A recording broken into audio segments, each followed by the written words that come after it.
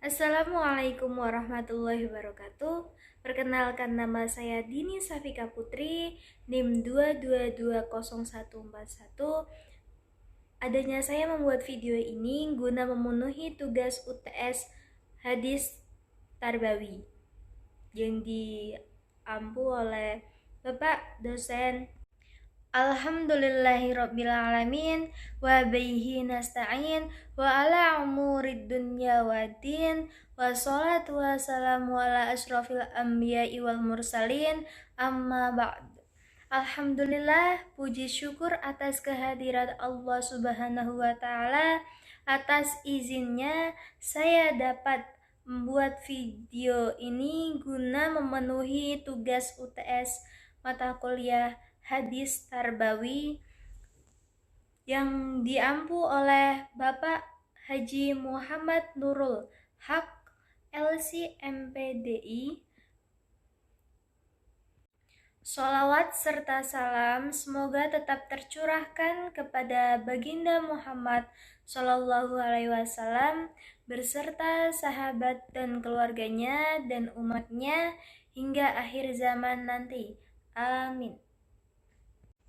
Saya akan membacakan hadis tentang pendidik harus mengutamakan prinsip motivasi dan memudahkan.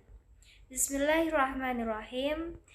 An Abi Musa qala kana Rasulullah sallallahu alaihi wasallam idza ba'atha ahadan min ashabihi fi ba'di amrihi qala basyiru wa la tunaffiru wa yassiru wa la tu'assiru, yang artinya dari Abu Musa, beliau berkata, Rasulullah sallallahu alaihi wasallam bersabda, apabila mengutus salah satu orang sahabatnya untuk mengerjakan sebagian perintahnya, selalu berpesan, sampaikanlah berita gembira oleh kalian dan janganlah kalian menimbulkan rasa antisipasi. Berlaku permudahlah kalian dan janganlah kalian mempersulitnya. Dari sini kita diajarkan bahwasannya hendaknya seorang pendidik mengajarkan kepada anak didiknya dengan sesuatu yang memudahkan untuk mereka mengerti dan dicerna oleh anak didik tersebut. Dan jangan mengajar dengan sesuatu yang dapat menyulitkan peserta didik dalam memahami hal tersebut. Dan hendaknya seorang pendidik ketika mengajarkan tidak boleh kaku sesuai dengan kondisi anak didik tersebut.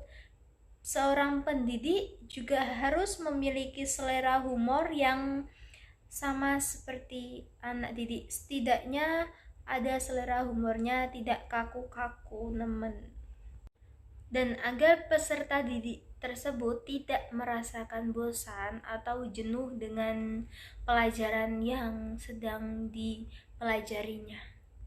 Serta berikanlah kasih sayang kepada anak didik atau peserta didik tersebut agar mereka selalu merasa bahwasanya mereka selalu dekat dengan seorang pendidik atau guru tersebut.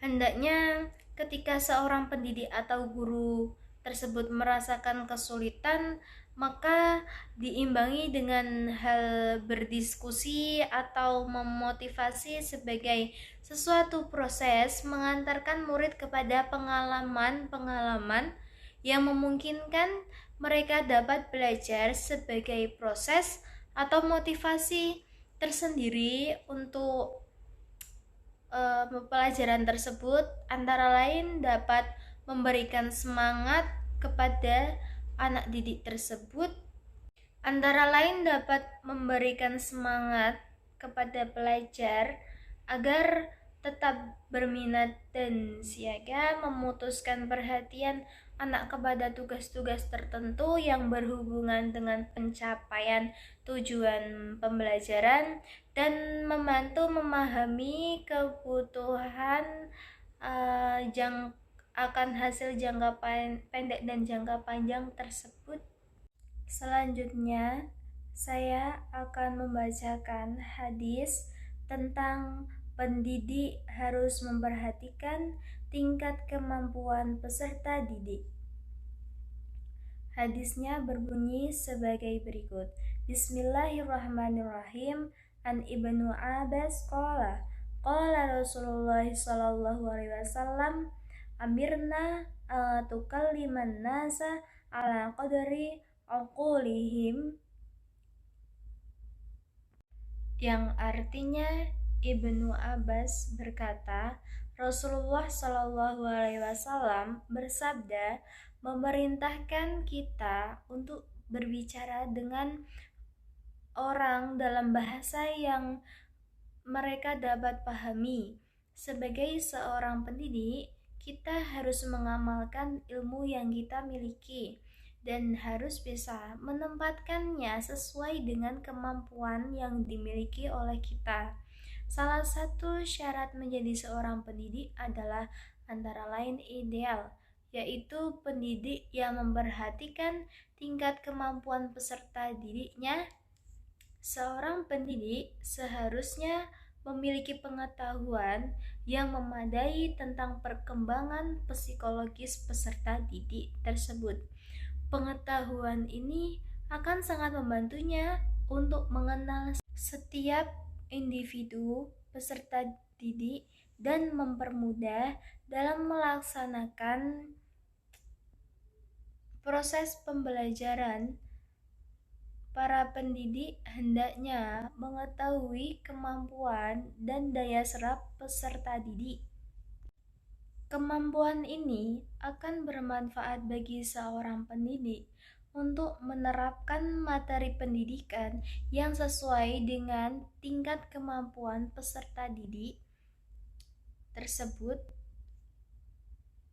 Bila pendidik memaksakan materi di luar kemampuan peserta didiknya, maka akan menimbulkan kelesuan mental dan bahkan kebencian terhadap ilmu pengetahuan yang diajarkan. Bila ini terjadi, maka akan menghambat proses pencapaian tujuan pendidik. Oleh karena itu, diperlukan keseimbangan antara materi pembelajaran yang sulit dan mudah dalam cakupan materi yang dibutuhkan. Setiap individu pasti memiliki tingkat kemampuan atau potensi yang berbeda-beda, seperti halnya seorang peserta didik dalam memahami dan menerima apa yang disampaikan oleh pendidik dan diajarkan oleh pendidik, tidak semuanya dapat diterima.